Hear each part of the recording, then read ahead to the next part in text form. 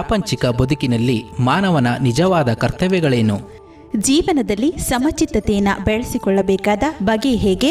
ಸಮತೋಲನದ ಸಾಧನೆ ಬದುಕಿನಲ್ಲಿ ಸಾಧ್ಯವೇ? ಎಂಬೆಲ್ಲ ಪ್ರಶ್ನೆಗಳಿಗೆ ಭಗವದ್ಗೀತೆಯ ಮೂಲಕ ಶ್ರೀ ಕೃಷ್ಣನ ನುಡಿಗಳು ನಮಗೆ ಸಾರ್ಥಕತೆಯನ್ನು ನೀಡುತ್ತದೆ. ಬನ್ನಿ, ಈ ಗೀತೆಯ ಸಾರವನ್ನು ತಿಳಿಯೋಣ.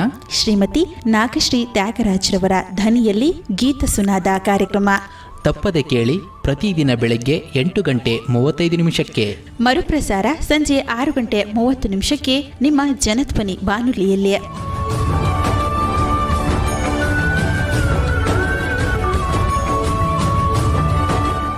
ಓಂ ಶ್ರೀಕೃಷ್ಣ ಪರಬ್ರಹ್ಮಣೇ ನಮಃ.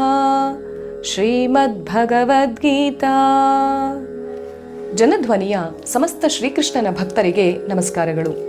ಗೀತಾ ಸುನಾದದ ಇಂದಿನ ಕಾರ್ಯಕ್ರಮದಲ್ಲಿ ನಾವು ಭಗವದ್ಗೀತೆಯ 9ನೇ ಅಧ್ಯಾಯವಾಗಿರುವಂತಹ ರಾಜವಿದ್ಯಾ ರಾಜಗುಹ್ಯ ಯೋಗದ ಮೊದಲನೆಯ ಶ್ಲೋಕದ ಬಗ್ಗೆ ತಿಳಿದುಕೊಳ್ಳೋಣ.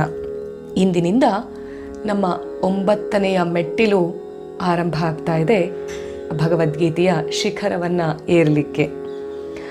ಆ ಮೊದಲನೆಯ ಅಧ್ಯಾಯ ಭಗವಂತನ ನುಡಿಗಳಿಂದ ಆರಂಭವಾಗ್ತಾ ಇದೆ. ಇದಂತು ತೇ ಗುಹ್ಯತಮಂ ಪ್ರವಕ್ಷ್ಯಾಮ್ಯನಸೂಯವೇ ಜ್ಞಾನಂ ವಿಜ್ಞಾನ ಸಹಿತಂ ಯಜ್ಞಾತ್ವಾ ಮೋಕ್ಷ್ಯಸೇ ಶುಭಾತ್. ಯಾವುದನ್ನು ತಿಳಿದುಕೊಂಡು ಸಂಸಾರದಿಂದ ಮುಕ್ತನಾಗುವೆಯೋ ಅಂತಹ ಗುಹ್ಯತಮವಾದ ವಿಜ್ಞಾನದಿಂದ ಕೂಡಿದ ಜ್ಞಾನವನ್ನು ಅಸೂಯಾರಹಿತನಾದ ನಿನಗೆ ಹೇಳುತ್ತೇನೆ ಎಂಬ ಮಾತನ್ನು ಇಲ್ಲಿ ಕೃಷ್ಣ ತಿಳಿಸ್ತಾ ಇದ್ದಾನೆ. ಆ ಮೂಲಕ ತನ್ನಲ್ಲಿರುವಂಥ ಎಲ್ಲ ಜ್ಞಾನಧಾರೆಯನ್ನು ನಿನಗೆ ಎರಿತಾ ಇದ್ದೇನೆ ಅರ್ಜುನ ಅಂತ ಹೇಳಿ ಕೃಷ್ಣ ಹೇಳ್ತಾ ಇರುವಾಗ, ಅದು ಆ ಮಾತುಗಳು ಕೇವಲ ಅರ್ಜುನನಿಗೆ ಮಾತ್ರವಲ್ಲ, ನರೋತ್ತಮನಾದ ಶ್ರೀಕೃಷ್ಣನಿಂದ ನರನಾದ ಈ ಭೂಲೋಕದಲ್ಲಿರುವಂಥ ಎಲ್ಲ ನರರಿಗೆ ಆ ಒಂದು ವಿಷಯವನ್ನು ಭಗವಂತ ತಿಳಿಸ್ತಾ ಇದ್ದಾನೆ. ಹಾಗಾಗಿ ಸಂಸಾರದಿಂದ ಮುಕ್ತನಾಗಬೇಕಾದ್ರೆ ನಾವು ಭಗವಂತನನ್ನು ಸೇರಬೇಕು. ಇಲ್ಲಿ ಸಂಸಾರ ಅಂತಂದರೆ ಒಂದು ಗಂಡು ಹೆಣ್ಣಿನ ಮದುವೆಯ ನಂತರ ನಡೆಸುವಂಥ ಬದುಕನ್ನು ನಾವು ಲೌಕಿಕವಾಗಿ ಸಂಸಾರ ಅಂತ ಹೇಳಿಬಿಡ್ತೇವೆ. ಆದರೆ ನಿಜಕ್ಕೂ ಸಂಸಾರ ಅಂತಂದರೆ ಅದು ನಮ್ಮ ವೈಯಕ್ತಿಕ ಬದುಕು, ನಮ್ಮ ವೈಯಕ್ತಿಕ ಜೀವನ. ನಾವು ಒಬ್ಬೊಬ್ಬ ವ್ಯಕ್ತಿಗಳು ಒಂದೊಂದು ವ್ಯಕ್ತಿತ್ವವನ್ನು ಧರಿಸಿಕೊಂಡು ಆ ವ್ಯಕ್ತಿತ್ವದ ಮೂಲಕ, ಹವ್ಯಾಸಗಳ ಮೂಲಕ ಮತ್ತು ಅಭ್ಯಾಸಗಳ ಮೂಲಕ ನಡೆಸುವಂಥ ಒಂದು ಜೀವನದ ಕ್ರಮ ಏನಿದೆ ಅದೇ ಸಂಸಾರ. ಹಾಗಾಗಿ ಆ ಸಂಸಾರದಿಂದ ನಾನು ದೂರ ಹೋಗಿ ಮುಕ್ತನಾಗಬೇಕು, ಮತ್ತೆ ಆ ಬದುಕೆಂಬ ಜಂಜಾಟದ ಸಂಸಾರವನ್ನು ನಾವು ಮತ್ತೆ ತಾಳಬಾರ್ದು ಅಂತಂದರೆ ನಾವು ಭಗವಂತನನ್ನು ಸೇರಬೇಕು. ಈ ಪ್ರಪಂಚದ ಆಕರ್ಷಣೆಯ ಬಲೆಗೆ ಬೀಳಕೂಡದು. ಯಾವಾಗ ಒಮ್ಮೆ ಅದರ ಆಕರ್ಷಣೆಯ ಬಲೆಗೆ ಬೀಳುತ್ತೇವೆಯೋ ಪುನಃ ಅದರ ಬಲೆಗೇ ಬೀಳಬೇಕಾಗುವಂಥದ್ದು. ಅದರಿಂದ ತಪ್ಪಿಸಿಕೊಂಡು ಹೋಗುವುದಕ್ಕೆ ಸಾಧ್ಯವಿಲ್ಲ. ನಮ್ಮ ಆಸೆಯನ್ನು ತೃಪ್ತಿಪಡಿಸಿ ಯಾರೂ ಅದರಿಂದ ಪಾರಾಗಿಲ್ಲ. ಹಾಗಾಗಿ ಆಸೆಗೆ ಒಂದು ಅಂತ್ಯವೇ ಇಲ್ಲ. ಅದನ್ನು ಒಂದು ಪ್ರಮಾಣದಲ್ಲಿ ತೃಪ್ತಿಪಡಿಸಿದರೆ ಮತ್ತೊಂದು ಪ್ರಮಾಣದಲ್ಲಿ ಅದು ವೃದ್ಧಿಯಾಗುತ್ತದೆ.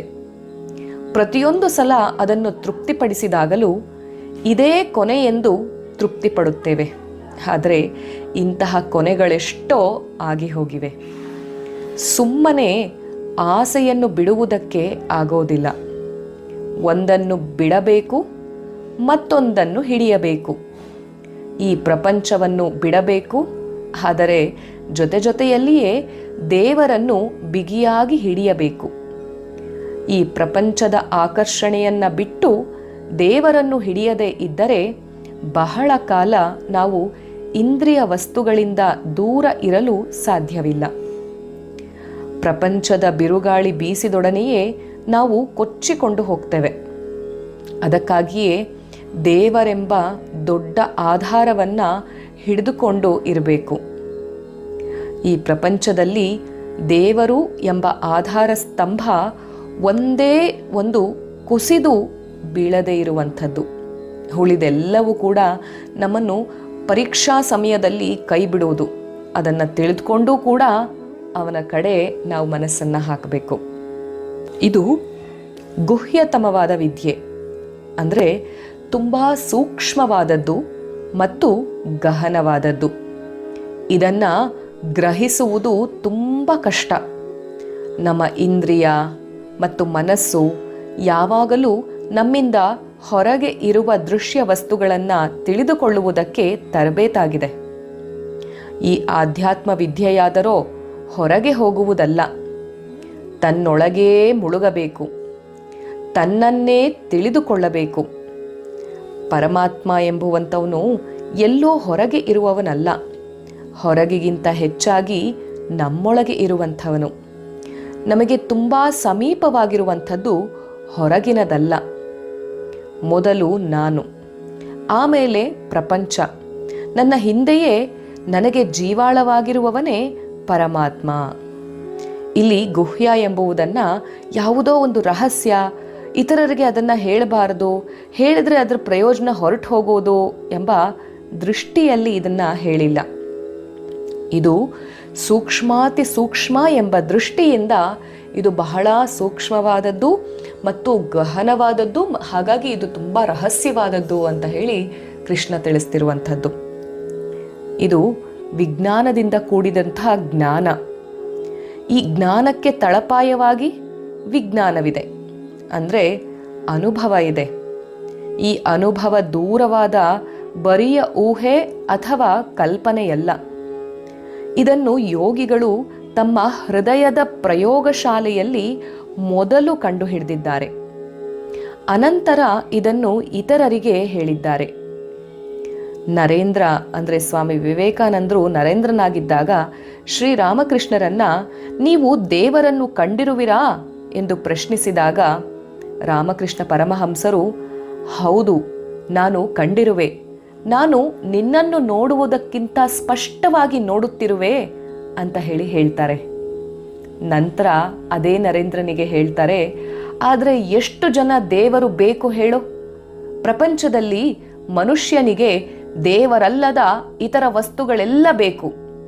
ಅದಕ್ಕಾಗಿ ಅವನು ಕಣ್ಣೀರಿನ ಕೋಡಿಯಲ್ಲಿ ಈಜಿಕೊಂಡು ಹೋಗಲು ಸಿದ್ಧನಾಗಿದ್ದಾನೆ. ಆದರೆ ದೇವರಿಗೆ ಎಷ್ಟು ಜನ ಹೀಗೆ ಮಾಡಲು ಸಿದ್ಧವಾಗಿದ್ದಾರೆ ಹೇಳು ಎಂಬ ಮಾತನ್ನ ರಾಮಕೃಷ್ಣ ಪರಮಹಂಸರು ಹೇಳ್ತಾರೆ.